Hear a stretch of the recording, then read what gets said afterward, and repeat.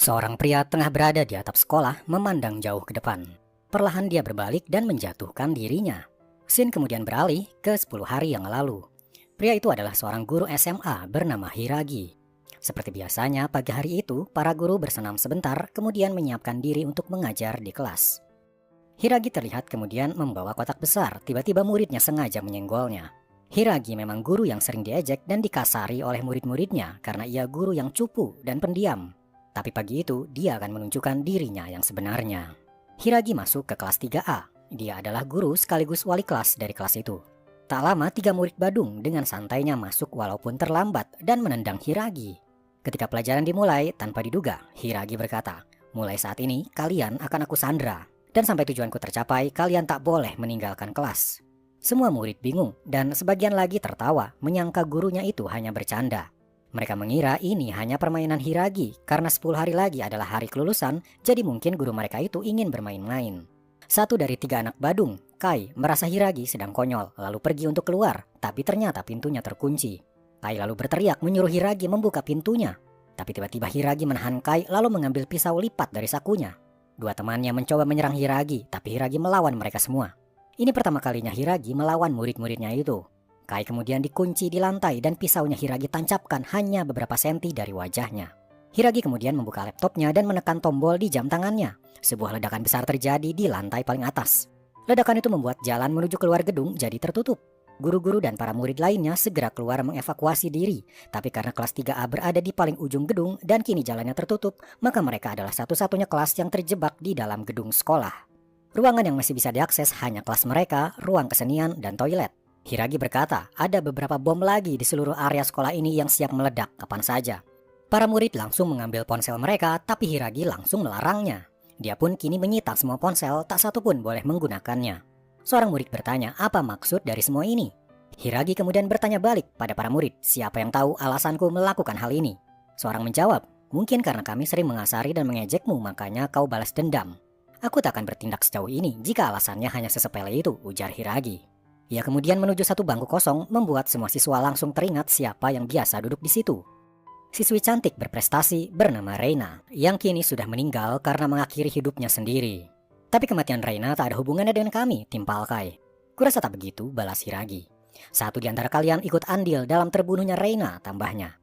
Dan kali ini aku ingin kalian menjawab kenapa Reina bisa mati. Jika jawaban kalian benar, kalian akan dibebaskan. Tapi jika salah satu dari kalian akan mati. Jawabannya akan aku tunggu jam 8 nanti, kata Hiragi. Ekspresi satu kelas menyiratkan protes tak terima, tapi Hiragi menekankan kalau dirinya serius. Yang bertugas menjawab kenapa Reina bisa mati adalah kau, Sakura, ujar Hiragi menunjuk siswi manis di bangku paling depan. Kai kesal dan mencoba memecahkan jendela, tapi ternyata jendelanya sudah diganti dengan kaca tebal anti pecah oleh Hiragi. Hiragi pun keluar kelas menuju ruangan seni karena dia adalah guru seni. Sakura mengejar Hiragi dan protes kenapa dirinya yang harus menjawab jam 8 nanti. Hiragi berpendapat kalau Sakura orang yang paling dekat dengan Reina. Tapi Sakura menyangkal karena ia pernah menerima surat dari Reina yang isinya Reina tak mau berteman dengan Sakura. Tapi Hiragi tetap ingin nanti Sakura yang menjawabnya. Kembali ke kelas, mereka kini hanya bisa duduk menunggu. Sebagian dari mereka ada yang ketakutan, sementara sebagian mencoba untuk mencari jalan keluar, menggedor-gedor jendela meminta bantuan. Suara Hiragi tiba-tiba terdengar dari speaker, berkata kalau dari luar kelas ini tidak terlihat karena kacanya sudah diganti. Hiragi ternyata sudah memasang kamera juga, jadi walaupun ia tak ada di kelas, ia bisa tahu situasi di sana. Jika ada yang berani merusak kamera, kalian akan dihukum, ancam Hiragi. Ponsel Hiragi berbunyi, ia ditelepon oleh guru lainnya menanyakan keadaan para siswa 3A. Tapi dengan tenangnya, Hiragi berkata, saat ini para siswa 3A sedang saya sandra. Beralih di tempat lain, 2 orang polisi sedang mengejar kriminal.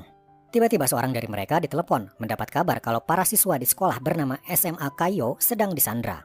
Kembali ke sekolah, siswa cowok bernama Ren terlihat menenangkan pacarnya, Suzune, dari situasi menakutkan ini dan berkata kalau semuanya akan baik-baik saja.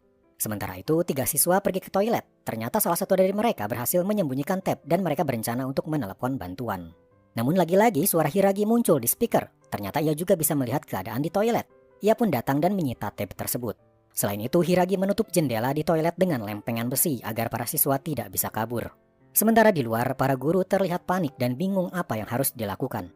Kemudian datang para polisi, bertanya apa benar tengah terjadi penyanderaan. Para guru heran dari mana polisi tahu soalnya mereka belum melapor.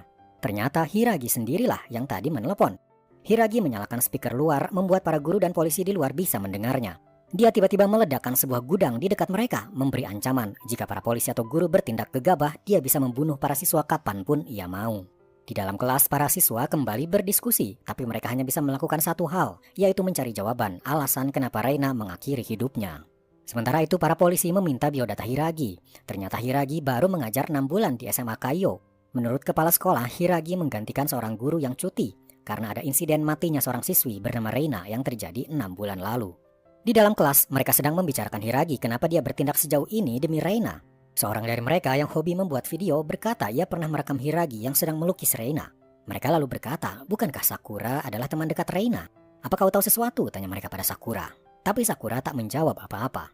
Namun dalam dirinya, Sakura teringat yang sebenarnya, betapa dekatnya dia dengan Reina semasa masih hidup.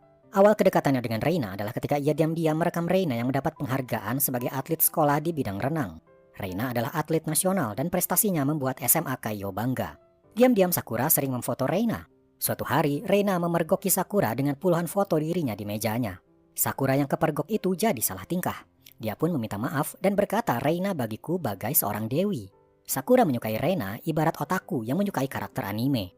Kepolosan Sakura ini membuat Reina tertawa. Mereka pun saling bertukar nomor telepon dan dari situlah kedekatan mereka terbentuk. Mereka cukup sering jalan bersama, bahkan Reina memberikan sapu tangan untuk Sakura. Bahkan ketika ada yang mengajak Reina pulang, Reina menolaknya dan malah memilih pulang bersama Sakura.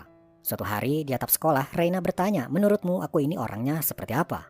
Sakura menjawab, Reina bagaikan pusat alam semesta, tangguh, tak terpengaruh oleh orang-orang. Sementara aku orangnya pelin-pelan, bahkan sekelas memanggilku si budak, jawab Sakura. Reina hanya tersenyum sambil berkata, aku harap aku sekuat itu. Tapi bukankah dia pakai doping? Kai tiba-tiba berujar di kelas. Jadi harusnya eskul renang lah yang harus bertanggung jawab, bukan kita, tambahnya. Siswa yang lain pun mengiyakan. Tapi beberapa siswa dari eskul renang di kelas itu tak terima. Beralih pada para guru, mereka kini kedatangan para orang tua siswa yang meminta kejelasan anak mereka apa benar disandra. Tak hanya itu, kini media dan TV pun mulai datang dan meliput. Kepolisian pusat pun kini datang ke sana. Seorang komandan bernama Toru ingin melihat sendiri bagaimana situasi di SMA itu. Tak lama, para sniper dan pasukan khusus mulai masuk ke gedung sekolah untuk menyelamatkan Sandra. Hiragi melihat itu semua dari CCTV yang ia pasang. Waktu kini jam 8:15 dan Hiragi masuk ke kelas. Dia mendatangi Sakura dan bertanya, apa jawabanmu? Ayo katakan saja tentang doping tadi, saran siswa lain pada Sakura. Kai menendang bangku, tak sabar karena Sakura masih saja terdiam. Akhirnya Sakura mengatakannya, Reina ketahuan memakai doping jadi dia mengakhiri hidupnya. Kau yakin itu jawabanmu? Apa kau lihat sendiri dia memakai doping? Tanya Hiragi. Sakura jadi bimbang, lalu akhirnya meralat jawabannya. Apa yang sebenarnya terjadi adalah Reina dibully oleh seisi kelas karena masalah doping itu. Tak hanya bangkunya yang dicoret-coret, kabar itu juga beredar di media sosial. Reina jelas menyangkalnya, tapi ia tak punya keberanian melawan. Sejak saat itu, Reina diabaikan, para siswa lain menganggap dirinya tak ada. Lalu sebuah surat datang dari Reina untuk Sakura. Isinya dia tak bisa lagi berteman dengan Sakura. Hal itu membuat Sakura perlahan menjauhi Reina juga. Bukan karena suratnya, tapi lebih kepada Sakura juga takut akan dibully karena masih berteman dengan Reina. Penjelasan itu membuat seisi kelas kini merasa dipojokkan. Jadi kau menyalahkan kami? Tanya mereka pada Sakura. Kau merasa tak bersalah? Jadi kami yang bersalah? Tanya mereka. Lalu mulailah mereka menjelekan Reina lagi. Sakura teringat di atap sekolah, Reina pernah berkata, jika ada yang menjelekkanmu, aku akan melawannya dan berteriak untuk membelamu. Ingatan itu muncul lagi dan ketika Kai berkata dia memang pantas mati, Sakura berdiri dan menerjang Kai hingga terjatuh. Kalian tak tahu apa-apa tentang dia, ujarnya. Hanya karena satu berita tak valid, kalian langsung membulinya, teriak Sakura. Sakura mengeluarkan surat dari Reina lagi. Terlihat di satu hurufnya pudar, menandakan sebenarnya Reina menulisnya saat ia menangis. Air mata itu menyiratkan tanda, sebenarnya aku sangat ingin bersahabat denganmu dan semua berita itu tak benar. Tapi aku takut, aku jadi dibully juga, Sakura mengaku. Jadinya aku menghindari Reina juga, padahal surat itu adalah permintaan tolongnya untukku, ujarnya. Jadi ini adalah kesalahanku, salahkulah Reina kini mati, ujar Sakura. Hiragi berkata, itu ada benarnya juga, tapi bukan itu sumber dari penyebab kematian Reina. Aku tahu karena Reina pernah memberitahuku kenapa dia sampai mengakhiri hidupnya. Dan itu tugas kalian sampai 10 hari ke depan, mencari penyebab utama Reina mati. Hiragi kini mulai mencari satu siswa untuk ia bunuh karena jawaban Sakura salah. Satu kelas mulai panik dan memberontak. Tapi Hiragi tak peduli dan bahkan terlihat bersemangat. Dia bahkan meledakkan atap kelas membuat para siswa kembali terdiam. Kalau begitu Sakura saja dipilih untuk kau bunuh, ujar salah satu siswa. Dia kan sudah menjelaskan dan dia mengaku salah, jadi wajar kalau dia dibunuh, tambahnya. Yang lain hanya diam seolah setuju. Jadi kalian tega teman sekelas kalian mati demi agar kalian bisa hidup. Hiragi tertawa. "Kalian ini memang ujarnya. "Kalian ingin lulus dari sini dengan sifat busuk kalian yang seperti ini? Jangan kabur dari masa lalu kalian, hadapilah dan berubahlah," ujar Hiragi. Alarm tiba-tiba berbunyi. Para pasukan ternyata sudah masuk ke area kelas. Hiragi mengontak polisi dan tak menyukai adanya penyusup masuk. Dia membanting seorang siswa bernama Ren. Dia mengambil pisau kemudian menancapkannya tepat di dadanya. Teriakan di kelas tadi terdengar oleh para polisi, membuat para pasukan tadi akhirnya mundur. Sisi kelas menatap tak percaya Hiragi benar-benar membunuh Ren. Dia menyeret tubuh Ren menuju ruang seni dan menyuruh Sakura membawa laptopnya. Di ruang seni, Sakura melihat lukisan Reina yang sudah dirobek-robek. Di baliknya, sebuah lukisan Reina lagi, tapi dia sedang tersenyum. Hiragi kembali mengontak polisi. Jika ingin Sandra dibebaskan, setiap pengguna media sosial bernama Mind Voice harus memberikan uang 100 yen. Para polisi mengecek medsos itu yang berjumlah 50 juta pengguna. Itu artinya Hiragi meminta tebusan 5 miliar yen. Esok paginya, para siswa terlihat sedang senam sambil tersenyum seolah kejadian kemarin tak ada. Ternyata itu adalah perintah dari Hiragi, memaksa mereka untuk tetap tersenyum bahkan setelah kengerian kemarin yang mereka alami. Entah apa maksudnya, apakah Hiragi memang benar-benar psikopat atau ada hal lain di baliknya. Sementara itu, para polisi tengah memeriksa info siswa yang kemarin malam terbunuh. Dia bernama Ren dan orang tuanya kini meminta kejelasan tentang anak mereka apakah benar terbunuh di malam itu. Hiragi tiba-tiba menghubungi para polisi lagi dan berkata kalau uang yang terkumpul dari para pengguna Mind Voice baru 400.000 yen, jauh dari target 5 miliar. Tapi polisi menilai Hiragi bersikap terlalu tenang. Itu artinya tujuan Hiragi bukanlah uang tebusan. Kembali ke kelas, kini mereka sedang sarapan. Lalu Suzune, pacar dari Ren, mengamuk pada Sakura karena dia menganggap gara-gara Sakura lah Ren kini mati. Di sisi lain, siswa cowok terlihat masuk ke ruang seni. Hiragi tiba-tiba keluar dan memergoki mereka sedang ada di sana. Mereka pun gugup, kemudian kembali ke kelas. Pagi itu Hiragi memulai pelajarannya, yaitu membahas kematian Reina kembali. Dia berkata berita Reina yang memakai doping tersebar di media sosial bernama Mind Voice. Hiragi menemukan sebuah akun yang terus-menerus memposting berita itu. Nama akunnya adalah Yarinige X. Satu postingan yang disorot Hiragi adalah sebuah video yang akun itu upload. Terlihat dia di loker Reina memegang botol obat doping. Video terpotong, lalu terlihat Reina meminum obat di depan lokernya. Tentu saja dari video itu kelihatannya Reina sedang minum doping. Tapi Hiragi berkata video itu adalah sebuah rekayasa, sengaja dibuat untuk memfitnah Reina. Pemilik akun Yarinige X ada di kelas 3A ini dan tugas kalian hari ini adalah mencari siapa orangnya, ujar Hiragi. Waktunya sampai jam 8 malam. Dan jika kalian tak berhasil, maka satu di antara kalian akan mati. Beralih pada kedua polisi, mereka kini mendatangi tempat Hiragi dulu mengajar sebelum di SMA Kaiyo. Kepala sekolahnya berkata, memang pernah ada kasus tentang Hiragi ini di sekolah kami. Hiragi pernah berpacaran dengan pengajar di sekolah ini juga. Tapi rumornya Hiragi bersikap kasar padanya, hingga kekasihnya itu sekarang terkena gangguan mental. Kembali ke kelas, dua siswa yang tadi pagi ke ruang seni berkata mereka tak melihat jasad Ren di ruangan Hiragi. Itu artinya Ren mungkin masih hidup. Hiragi hanya berpura-pura membunuhnya. Beberapa dari mereka kini menganggap Hiragi hanya menakut-nakuti mereka saja. Flashback ketika Reina masih hidup. Dia pernah mengalami ancaman mulai dari sepatunya yang dijatuhkan ke dalam toilet. Ketika Sakura muncul, Reina berbohong dan berkata ia sendiri yang ceroboh menjatuhkannya tak sengaja. Lalu ketika pulang, seolah ada yang mengikutinya. Bahkan suatu hari, Reina pernah mendapatkan baju renangnya digunting. Puncaknya adalah ketika ia di kamarnya, jendela dilempari batu. Kembali ke kelas, siswi bernama Usami melihat Sakura memegang sapu tangan dan bertanya dari mana ia mendapatkannya. Ini pemberian Reina, jawab Sakura. Usami terlihat kesal dan ia teringat waktu itu Usami pernah memberikan sapu tangan tadi pada Reina. Mereka berfoto dan Usami menguploadnya sambil berkata, kalau foto bersama Reina, followersku bisa bertambah banyak. Reina terlihat sedih mendengar alasan Usami ingin berteman karena hanya ingin populer. Usami menemui Hiragi di toilet dan berkata, kau sudah tahu siapa pemilik akun itu kan? Lagian percuma saja membuatnya mengaku, toh Reina sudah mati, ujar Usami. Kau ini terlihat melindungi si pemilik akun itu, ujar Hiragi dengan tenang. Terserahlah, jawab Usami, asalkan yang mati malam ini bukan aku, sambil pergi. Tapi di luar sudah ada Sakura dan siswi bernama Yuzuki. Mereka mendengar perkataan Usami tadi.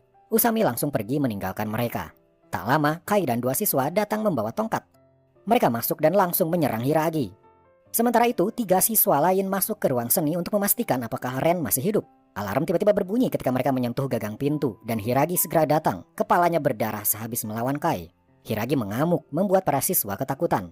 Beralih pada kedua polisi, kini mereka mengunjungi mantan kekasih Hiragi. Ayahnya menyambut mereka dan mengobrol. Menurut ayahnya, Hiragi adalah pria menakutkan. Fumika, nama wanita itu, kini jadi menderita gara-gara Hiragi. Waktu pun berlalu dan kini sudah hampir jam 8 malam. Di kelas, Kai yang tidak sabaran mulai bertanya pada satu persatu siswa. Dia sampai mendorong temannya untuk mendapatkan jawaban. Seorang siswa balik menuduh. Kai yang paling emosian menurutnya justru terlihat mencurigakan. Kau pernah berkata Reina pantas mati kan, ujarnya. Kai marah dan memukulnya. Seorang siswi berkata video itu direkam di ruang ganti wanita, jadi rasanya bukan siswa cowok pelakunya. Mereka juga jadi mencurigai Usami dan Sakura yang mungkin adalah pelakunya. Lalu Hiragi pun masuk ke dalam kelas dan bertanya apakah pelakunya sudah ketemu.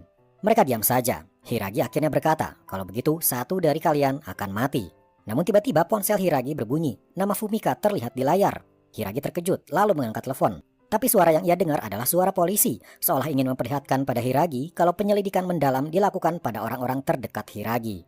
Tiba-tiba para siswa menyergap Hiragi kemudian membuka paksa jam tangannya.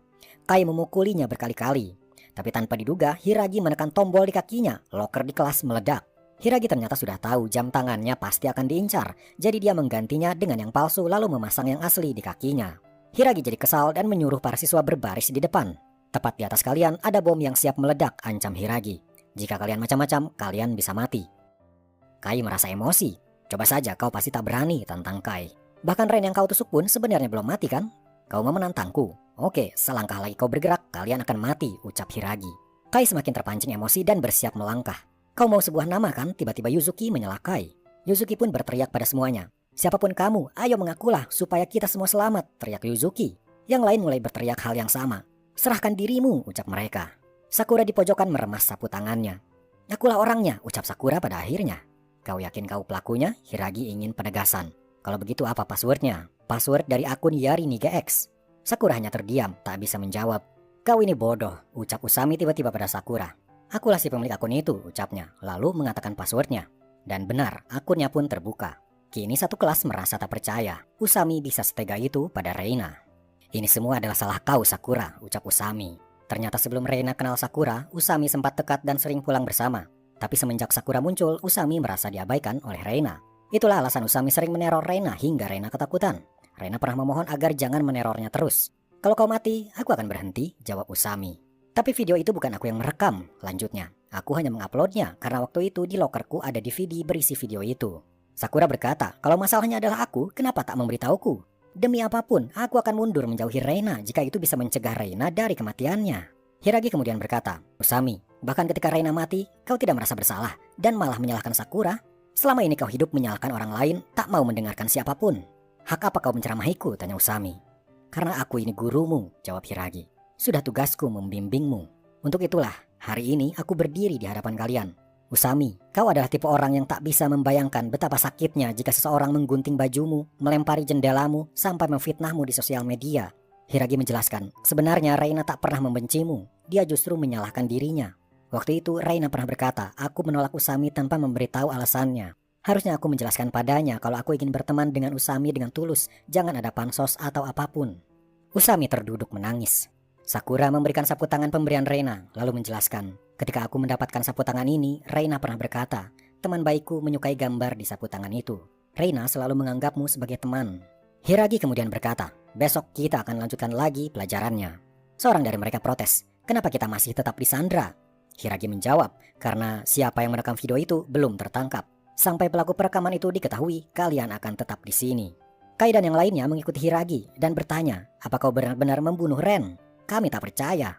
Aku ini tak sebaik yang kalian pikirkan, jawab Hiragi. Tiba-tiba melempar sepotong tangan. Ren sudah dipotong dan direndam formalin agar tidak bau. Mereka ketakutan dan kembali ke kelas. Kemudian di ruangannya, Hiragi menonton video seorang wanita. Ternyata Fumika, mantannya. Di video itu, Fumika berkata tentang dirinya sebagai guru ingin melakukan yang terbaik untuk para murid-muridnya. Mungkin kadang kita perlu berselisih dengan mereka dan mengajarkan mereka tentang menjadi manusia, ucap Fumika. Hiragi ditelepon oleh polisi lagi dan menanyakan kabar para siswa. Hiragi kemudian berkata, aku ingin 30 onigiri untuk mereka makan.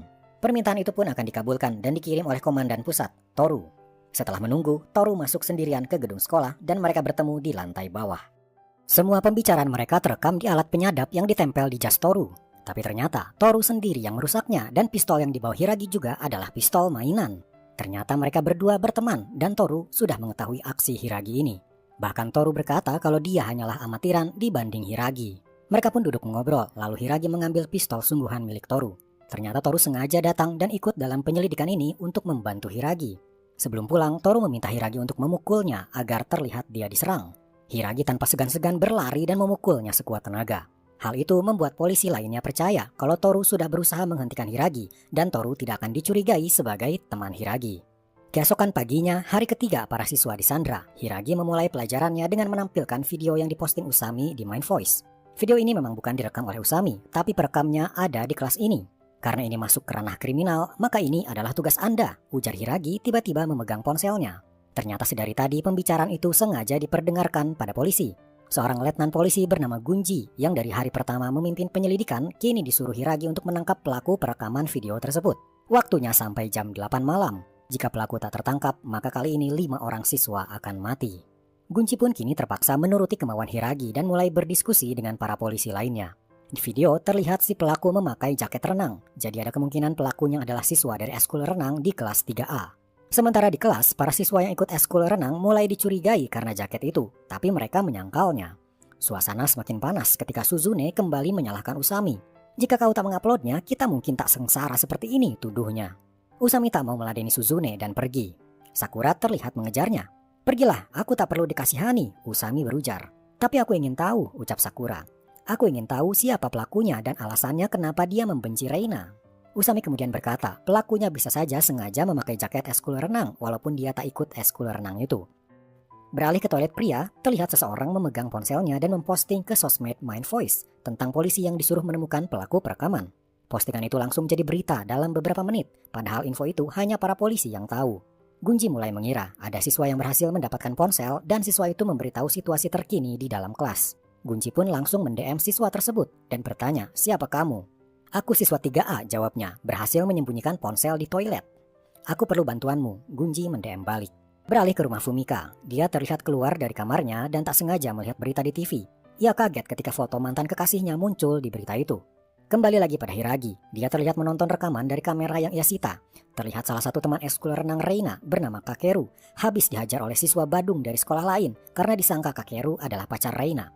Si Badung itu ternyata menyukai Reina dan tak suka ada cowok lain yang mendekati Reina. Akibatnya fatal, Kakeru dirawat dan kakinya terluka hingga dia tak bisa berenang lagi. Hari itu Sakura datang menjenguk Kakeru dan berterima kasih karena telah melindungi Reina. Aku harap kamu masih mau mensupport Reina, mohon Sakura pada Kakeru. Bagaimana bisa, aku sudah tak bisa renang, ujar Kakeru.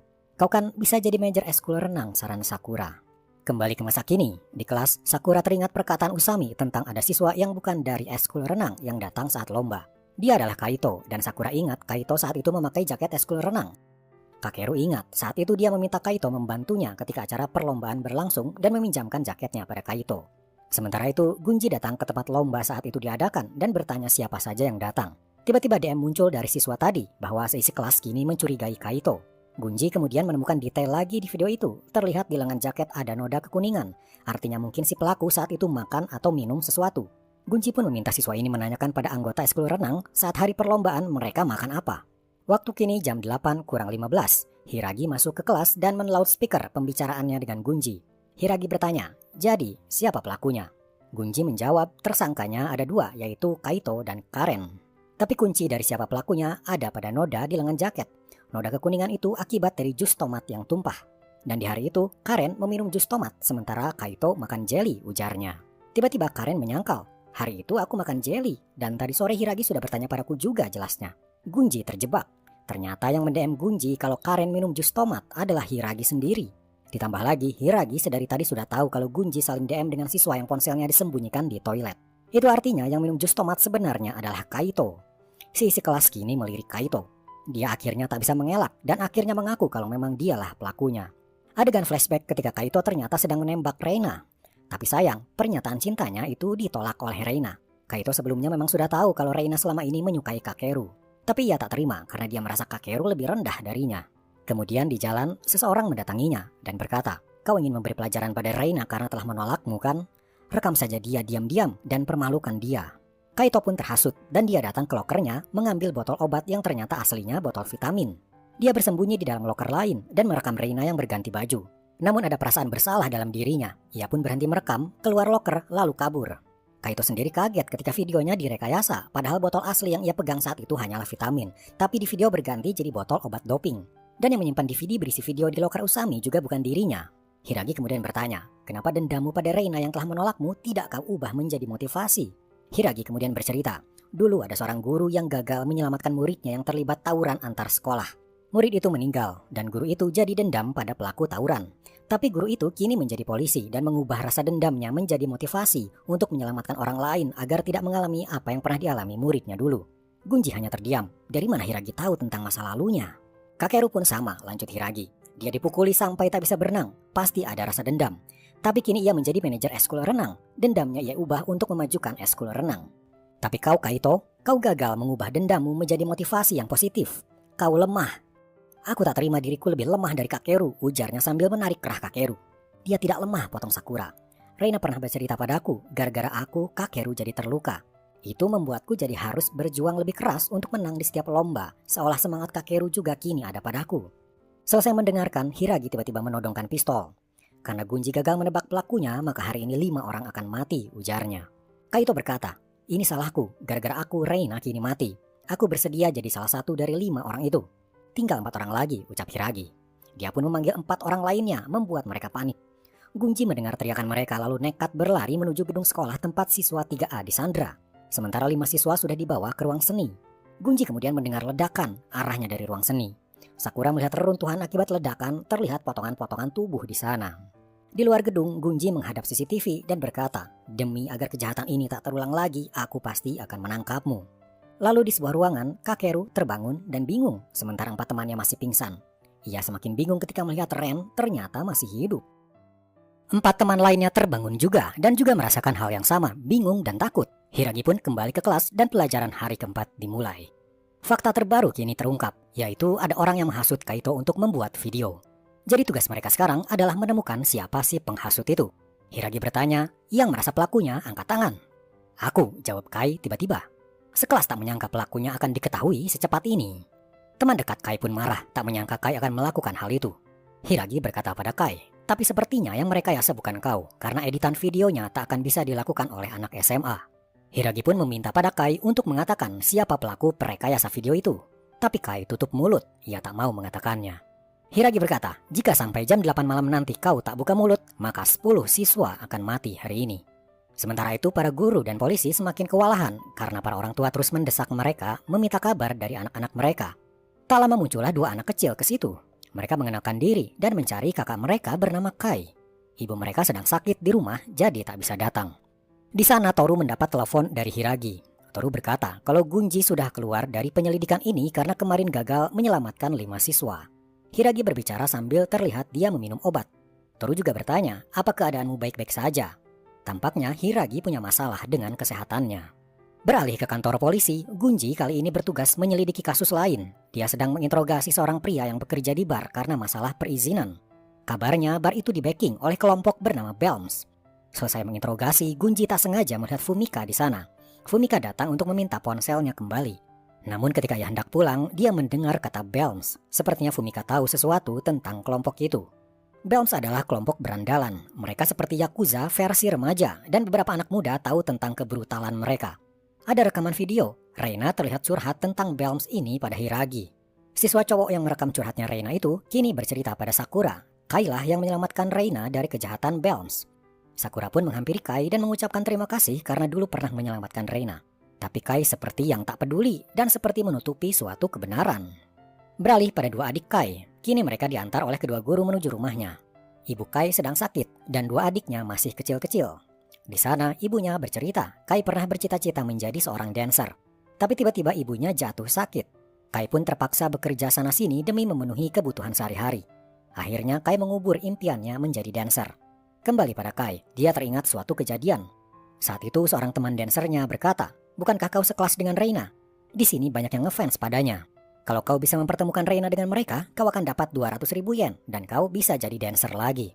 Kai pun terpaksa menyetujuinya karena ia memang butuh uang untuk keluarganya. Kai mengajak Reina ke sebuah tempat sepi. Namun tak disangka mereka ternyata anggota Belms dan berusaha membawa paksa Reina. Kai tak tahu hal ini bakal terjadi, lalu langsung menghajar mereka untuk menyelamatkan Reina. Hiragi muncul dan berbicara pada Kai. Apa ada yang kau sembunyikan? Namun ketika mengobrol, tiba-tiba Hiragi tampak sangat kesakitan. Kai hanya terdiam melihatnya. Hiragi beristirahat sejenak di ruangannya. Ponselnya berdering dan nama Fumika muncul di layar. Hiragi mengira itu dari polisi lagi dan mengabaikannya. Namun ketika dicek, ada voice note masuk dan suara Fumika terdengar. Fumika berkata, apa kau melakukan ini semua demi aku? Tolong berhentilah, jangan buat dirimu menderita. Sementara di kelas, Kai sedang dipaksa oleh teman-temannya untuk mengatakan siapa perekayasa video Reina, tapi Kai tetap diam saja. Terjadilah keributan di antara mereka. Hiragi masuk ke kelas dan menyudahi pertengkaran mereka. Kai tiba-tiba berkata, Sensei, bagaimana kalau kita berkelahi? Jika kau menang, aku akan mengatakan semuanya. Tapi jika aku menang, Sensei harus membebaskan kami semua. Hiragi pun meladeni tantangan Kai itu dan diam-diam menyalakan ponselnya yang terhubung dengan Gunji. Pertarungan pun terjadi. Di tengah pertarungan, Hiragi sesekali berkata, waktu itu kau mengajak Reina demi mendapatkan uang kan? Gara-gara kau, Reina hampir disakiti. Tapi kenapa akhirnya kau malah menyelamatkannya? Dan yang merekayasa video Reina itu adalah Belms kan? Saat itu memang rekaman itu diserahkan pada Belms dan imbalannya Kai mendapat uang. Kau iri pada Reina karena dia berhasil mencapai impiannya jadi atlet nasional, sedangkan impianmu menjadi dancer hancur. Kai akhirnya mengakuinya, memang benar ia juga iri pada Reina. Di saat anak seumurannya mengejar mimpi, Kai terpaksa harus bekerja demi keluarganya. Dia merasa hidup ini tak adil.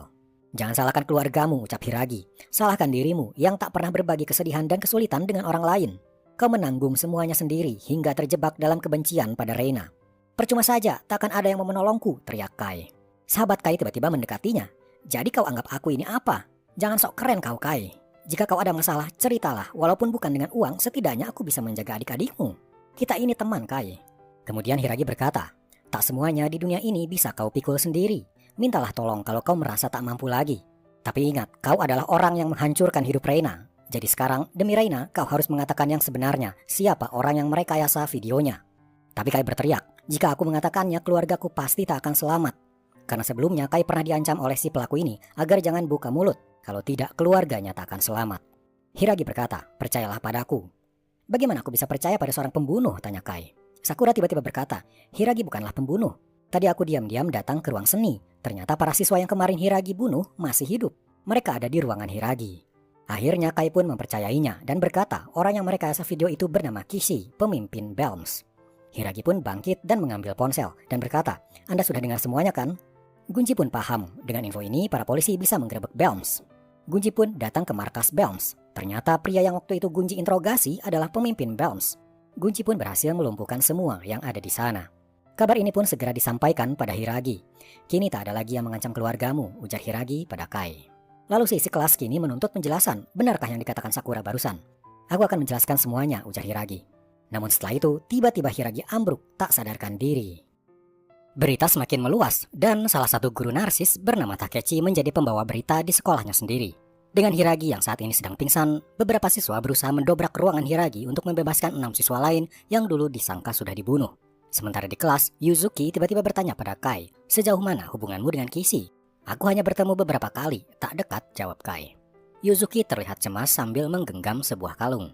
Sementara di ruang seni, akhirnya mereka berhasil mendobrak pintunya. Mereka juga mengambil ponsel mereka lagi. Namun mereka tak menemukan keenam teman mereka. Kemudian mereka melihat sebuah pintu di lantai. Mereka mencoba membukanya, namun terkunci rapat. Namun tiba-tiba seorang siswa bernama Aizawa muncul dan berkata, kalau kalian bertindak lebih jauh lagi, aku akan meledakkan ruangan ini. Semuanya bingung, kenapa tiba-tiba Aizawa melakukan ini.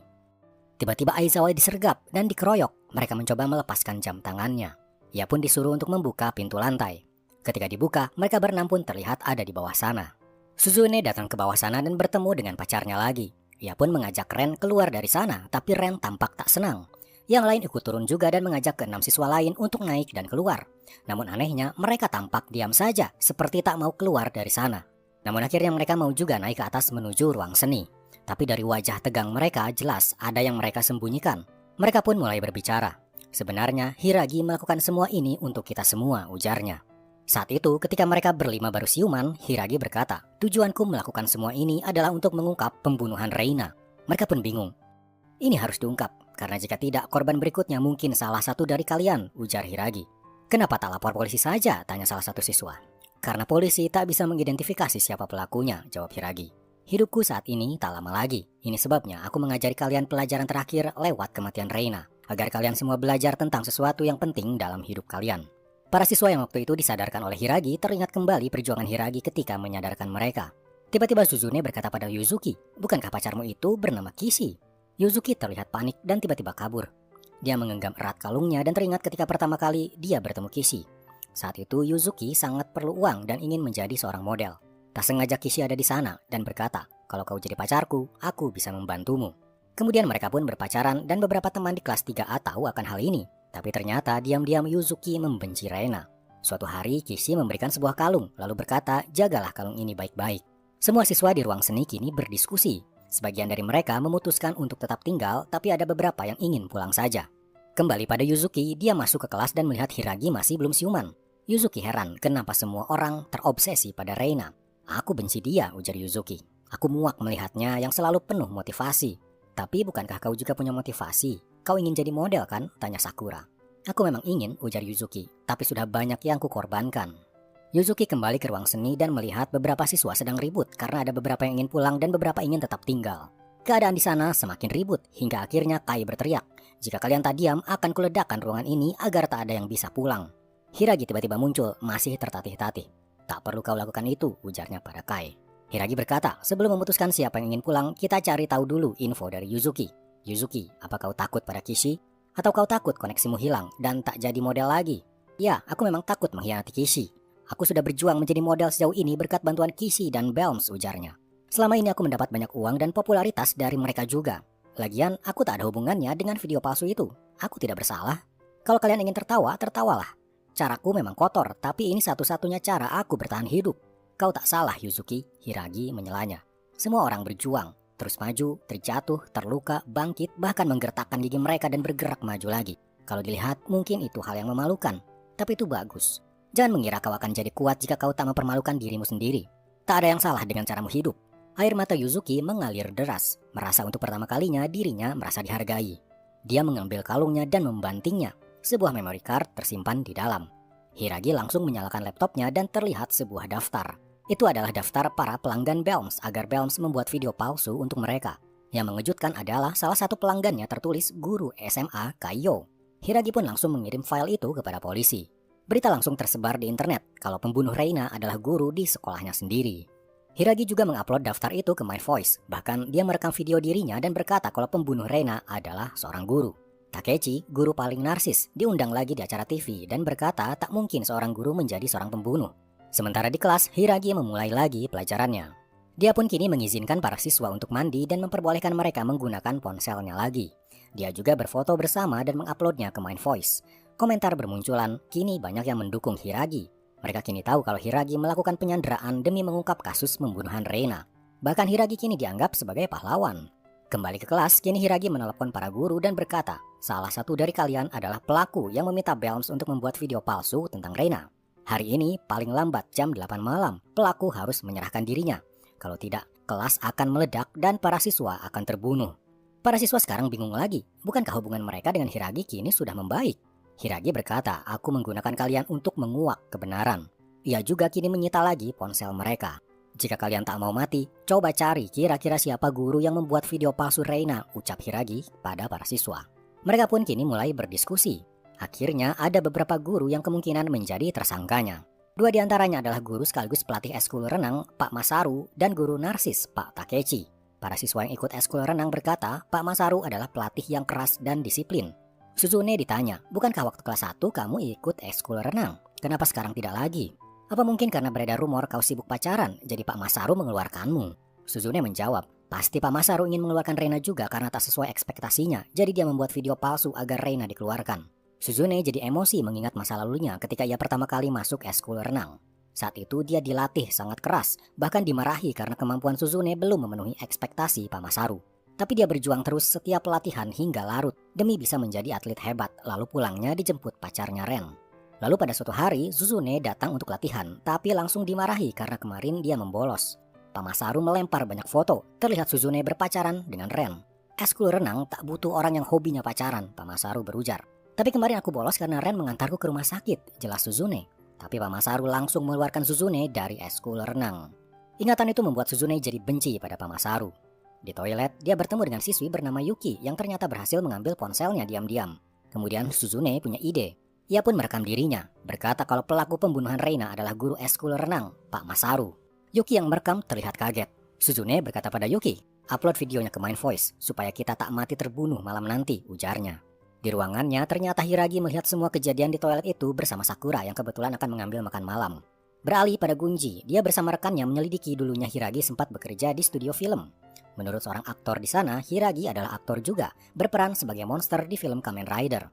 Mereka juga mendapat info penting bahwa ternyata pemilik studio film itu adalah ayah dari Fumika. Itu artinya kemungkinan ayah Fumika ada hubungannya juga dengan aksi Hiragi ini. Kembali ke kelas, waktu kini hampir jam 8 malam dan Hiragi melihat para siswa sudah berdiskusi siapa kira-kira guru yang merupakan pelakunya. Hiragi menunjukkan ponsel. Di dalamnya ada rekaman Suzune yang ia lakukan tadi siang menyebut Pak Masaru lah pelakunya. Suzune berkata, aku hanya mengutarakan pendapatku. Sekarang Pak Masaru dihujat habis-habisan loh oleh netizen, ujar Hiragi. Hiragi kemudian menghubungi para guru lagi dan berkata, silakan pelaku sebenarnya serahkan dirimu. Namun para guru tak ada yang mau mengaku. Tampaknya para siswa di sini menyimpulkan Andalah pelakunya Pak Masaru. Suzune, kesini dan jelaskan semuanya, suruh Hiragi. Suzune pun maju dan mulai berbicara. Mengakulah. Kau yang minta dibuatkan video palsu Reina pada Belms kan? Jika tidak, kami akan mati. Kau pasti menyudutkan Reina sama halnya dengan yang kau lakukan padaku dulu. Hanya karena aku membolos sehari, itu pun karena aku ke rumah sakit. Tapi kau langsung mengeluarkanku. Padahal impianku adalah menjadi perenang dan setiap hari aku berlatih untuk menjadi yang terbaik. Kau merenggut impianku, ujar Suzune sambil menangis. Masaru kini berkata pada Suzune, aku juga tahu sekeras apa kau berlatih. Kaulah murid yang paling berjuang keras. Tapi ketika hari kau ke rumah sakit, ibumu meneleponku dan menyuruhku ke rumah sakit. Menurut dokter, kau punya penyakit jantung dan olahraga berat akan membahayakan dirimu. Taruhannya adalah nyawa. Jika aku memberitahumu, kau pasti akan keras kepala dan tetap berlatih. Maka terpaksa waktu itu aku mengeluarkanmu demi hidupmu. Hiragi menutup laptopnya. Jadi kau masih ingin menuduh Pak Masaru? Tapi aku tak tahu hal ini, ujar Suzune. Tapi kau sudah membuat video tuduhan ini. Video ini belum diupload, ucap Hiragi. Karena Hiragi langsung menyitanya saat di toilet tadi siang. Syukurlah, jawab Suzune. Tiba-tiba ia ditendang. Apanya yang syukurlah? Fakta bahwa kau merekam video tuduhan itu dan berniat menyebarkannya di internet tetaplah ada. Kau sadar apa yang terjadi jika video ini benar-benar tersebar? Gara-gara omonganmu, seorang pria tak bersalah hampir saja dipermalukan. Dirinya, keluarganya, semuanya bisa terluka gara-gara kecerobohanmu. Berpikirlah sebelum kau bertindak. Bertanggung jawablah dengan apa yang kalian lakukan. Jangan lupakan ini. Apa yang kau lakukan bisa saja menghilangkan nyawa orang lain. Hiragi menyalakan laptopnya dan berbicara pada para guru. Sayang sekali, karena si pelaku tidak mau mengaku, maka sesuai perjanjian aku akan meledakkan kelas. Tiba-tiba dentuman keras terdengar. Para guru langsung berlarian keluar menuju arah suara. Namun ternyata kelas yang meledak adalah kelas 3B. Hiragi berkata lewat pengeras suara, dengan ini maka terlihat kalau kalian lebih baik membiarkan para siswa mati dan cuma memikirkan diri kalian. Komentar di internet kini bermunculan, sebagian besar kini mendukung Hiragi. Beralih pada Gunji, dia berhasil mendapat info kalau ayah Fumika baru-baru ini membeli banyak bahan peledak. Sementara di rumahnya, ayah Fumika terlihat mengupload sebuah video ke Mind Voice. Kembali ke Hiragi, ia tiba-tiba berkata, pelaku sebenarnya adalah kau, Pak Takechi. Pernyataan Hiragi ini tentu membuat netizen heboh lagi. Ditambah lagi, ada sebuah rekaman CCTV memperlihatkan ada pria dan siswi masuk ke sebuah bangunan. Kemudian tak lama terlihat pria itu saja yang keluar, siswi itu menghilang. Spekulasi pun bermunculan. Wajah mereka memang tak jelas, tapi banyak yang mengira Reina dan Takechi lah orang yang ada di video itu.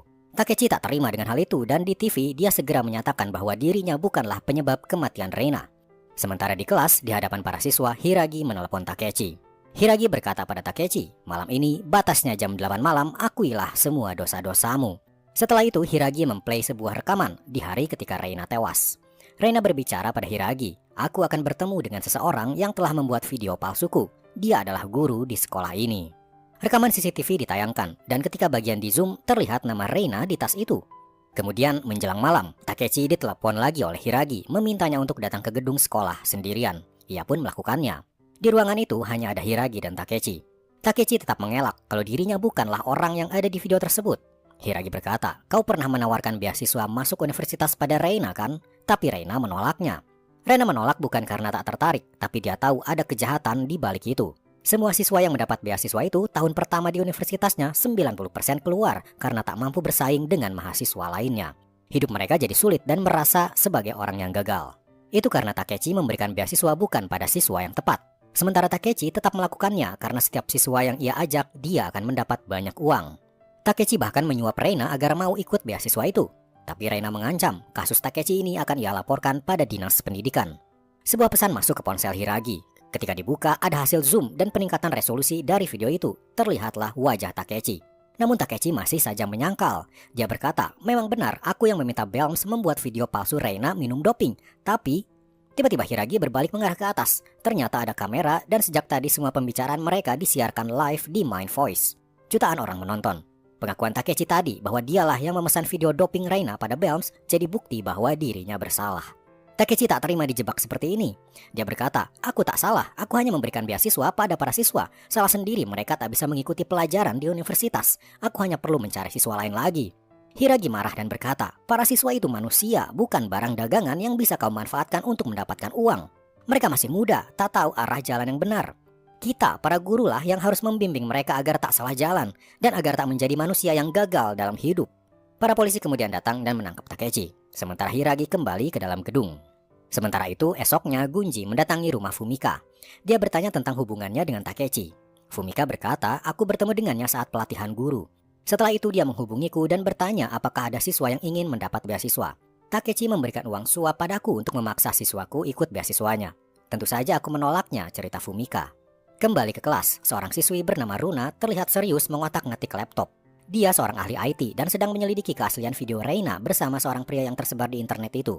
Tak disangka dia menemukan fakta mengejutkan. Beralih pada Gunji, dia kini sedang menginterogasi Takechi. Gunji ternyata punya fakta baru. Ditemukan juga video Fumika bersama seorang siswa. Terlihat seperti mereka berduaan. Video ini juga direkayasa, dibuat untuk menjatuhkan nama Fumika. Inilah yang membuat Fumika sekarang terkena gangguan mental. Dan video ini juga dibuat Belms atas permintaan Takechi. Kembali ke kelas, temuan mengejutkan Runa adalah ternyata yang selama ini mereka kira Takechi lah yang ada di dalam video, ternyata sebenarnya itu Hiragi. Jadi apa itu artinya yang membunuh Reina adalah Hiragi? Hiragi tiba-tiba muncul. Para siswa berteriak meminta penjelasan apa yang sebenarnya terjadi. Kembali pada Gunji, kini dia menemui Toru dan berkata, aku sudah menyelidiki kasus ini dan ternyata ayah Fumika terlibat. Tapi ayah Fumika selama ini hanyalah ayah angkat. Kaulah ayah kandung Fumika. Kau berkomplot dengan Hiragi untuk menolong Fumika agar bisa menangkap Takechi. Tapi Toru tetap bersalah karena berkomplot dengan seorang Hiragi. Tak lama muncullah polisi dari kantor pusat langsung mengamankan Toru. Kasus Hiragi ini pun kini diambil alih oleh pihak kantor polisi pusat. Kembali ke kelas, mereka kini bingung apa yang harus dilakukan setelah tahu kalau yang ada di dalam video itu ternyata Hiragi. Siswa bernama Soma berkata, aku akan mengupload fakta ini ke Mind Voice. Keadaan langsung memanas, ada yang setuju tapi ada juga yang tidak. Mereka yang tak setuju merasa Hiragi adalah sosok guru yang mempertaruhkan nyawanya demi kita semua. Terlihat selama dia menyandera, dia selalu mengajarkan nilai kehidupan pada para siswa. Kalau fakta itu diupload, Hiragi akan menjadi tersangka pembunuhan. Mereka menyelidiki lagi detail video itu. Ternyata ada kejanggalan lagi. Terlihat tas yang dipakai Reina adalah tas eskul renang. Sementara jika pulang sekolah, harusnya tas sekolah lah yang dipakainya. Artinya siswi yang ada di video itu juga bukan Reina. Artinya lagi, keseluruhan video ini kemungkinan palsu. Mereka pun menghubungi toko sekitar apakah benar ada CCTV di sana. Ternyata tak pernah ada CCTV di daerah sana. Mereka pun akhirnya berpikiran kalau video ini sengaja dibuat Hiragi untuk menjebak Takechi. Takechi selama ini menggunakan video rekayasa untuk menjatuhkan Reina. Hiragi pun kini membalas dendam, menjatuhkan Takechi dengan video rekayasa juga. Mata dibalas mata, video palsu dibalas video palsu. Itulah tujuan Hiragi. Beralih ke kantor polisi, kantor pusat kini telah mengerahkan tim khusus untuk membebaskan para siswa. Namun tak disangka, Gunji juga datang ke gedung sekolah dan kini ia berhadapan dengan Hiragi. Gunji berkata, apapun tujuanmu, yang kau lakukan ini adalah kesalahan. Jadi aku harus menangkapmu. Mereka pun berkelahi. Namun akhirnya Gunji bisa dikalahkan dan kini ia diborgol di ruangan Hiragi. Kembali ke kantor pusat, mereka kini menarik pasukan khususnya karena tahu Gunji kini disandra oleh Hiragi. Sementara itu, ayah Fumika terlihat mengupload video versi lebih jelas yang terlihat Hiragi lah si pria tersebut. Internet jadi heboh kembali. Tiba-tiba mereka berkomentar bahwa Hiragi adalah penjahat dan pembunuh. Beralih pada Hiragi, dia kini tak sadarkan diri dan dirawat oleh Sakura sehabis bertarung dengan Gunji. Ponselnya berdering, Sakura hendak mengambilnya tapi Hiragi siuman. Ayah Fumika menelponnya, berkata, video versi lebih jelas sudah aku upload. Aku berterima kasih karena telah bertindak sejauh ini demi Fumika. Setelah itu, Hiragi kembali ke kelas. Dia berkata, kalian pasti sudah tahu kalau video yang memperlihatkan dirinya kini sedang ramai dan viral. Ini semua adalah bagian dari rencanaku, ucap Hiragi. Hiragi pun kini menceritakan semuanya. Awalnya adalah kekasihnya Fumika yang difitnah seakan-akan berbuat tak senonoh dengan seorang siswa. Pembuat video itu adalah Takechi. Akibat video palsu itu, kekasihku terkena gangguan mental, ujar Hiragi. Lalu, untuk menangkap Takechi, 6 bulan lalu aku pindah ke SMA Kaiyo. Di SMA Kaiyo ini, aku bertemu Reina. Ketika Reina curhat padaku bahwa ada video palsu tentang memakai doping, aku teringat dengan kasus Fumika. Reina berkata, akibat video doping itu, aku bukanlah diriku lagi. Aku mulai mendengar suara-suara. Dengan kata lain, Reina terkena gangguan mental juga. Setelah curhat, Reina berkata akan bertemu dengan pelakunya, yaitu Takechi. Tapi pertemuan itu tak pernah terjadi. Hari itu, Reina pun ditemukan tewas. Hiragi berkata, jika saja hari itu aku menemaninya, mungkin dia tak akan mati. Tapi aku sadar, mungkin takdir Reina tak akan berubah karena video doping itu telah merusak dirinya. Aku ini punya kanker dan waktuku tak lama lagi. Tapi kenapa Reina yang mati lebih dulu? Dia masih muda, masih punya masa depan. Kenapa bukan aku dulu yang mati? Tapi kematian Reina membuatku sadar bahwa sebagai guru, aku belum melakukan apa-apa. Dan selama beberapa hari ini, aku telah membuat kalian semua takut. Aku benar-benar meminta maaf. Tapi kalian kini sudah berubah dan aku bangga pada kalian. Terima kasih kalian telah mengizinkanku menjadi guru kalian. Hiragi pun kini pergi ke ruangannya, tempat Gunji ditahan di sana. Dengan menodongkan senapan, Hiragi menyuruhnya untuk ikut bersamanya. Hiragi menuju ke lorong, tapi Sakura datang dan mencoba menahannya. Ia tahu Hiragi pasti akan melakukan hal nekat. Tapi tiba-tiba Hiragi meledakkan atap, membuat jalannya dan Sakura terhalang. Hiragi dan Gunji sampai di atap gedung sekolah. Para guru, polisi, dan media langsung menyorotnya. Bahkan saat ini aksinya itu disiarkan live di Mind Voice. Hiragi seperti orang gila, tertawa dan menembakkan senapannya. Lalu tiba-tiba sebuah tembakan mengenai dadanya. Seketika Hiragi ambruk. Namun tak lama dia bangun lagi. Ternyata dia sudah memakai rompi anti peluru. Hiragi pun berkata, besok jam 8 aku akan live di Mind Voice dan mengatakan semua kebenaran yang selama ini aku perjuangkan. Di saat yang bersamaan, Sakura pun tak disangka bercerita sesuatu yang selama ini ia rahasiakan. Dia berkata, sebenarnya akulah yang membunuh Reina. Tentu saja itu membuat seisi kelas terkejut. Saat itu di hari Reina tewas, sebelumnya Reina bertemu Sakura. Sakura berkata ingin berbicara dengannya dan mengajaknya ke atap gedung. Di sana Sakura meminta maaf selama ini mengabaikan Reina karena jujur ia takut jadi ikut dibully oleh siswa lain. Namun Reina berhalusinasi seakan Sakura berkata hal negatif padanya. Ternyata Reina sudah terkena gangguan mental, selalu merasa ada suara-suara yang membulinya. Ia pun naik ke pagar dan menjatuhkan dirinya. Sakura berlari tepat menggenggam tangan Reina. Aku sudah lelah, aku kesakitan, beri aku jalan keluar, lirih Reina. Sayangnya tangannya terlepas. Sakura melihat sahabatnya itu jatuh dan tewas. Semua siswa di kelas mendengarnya dan berkata, Sakura, itu bukan salahmu.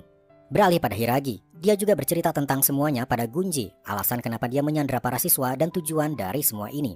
Gunji akhirnya percaya pada Hiragi. Tak terasa sudah jam 8 pagi, Hiragi pun kembali ke atap dan sesuai janji dia akan mengungkapkan semuanya. Ternyata dia sudah menyiapkan kamera dan memulai siaran live. Pertama, dia mengupload sebuah video. Terlihat video sebelumnya seorang pria dan siswi yang disangka Reina.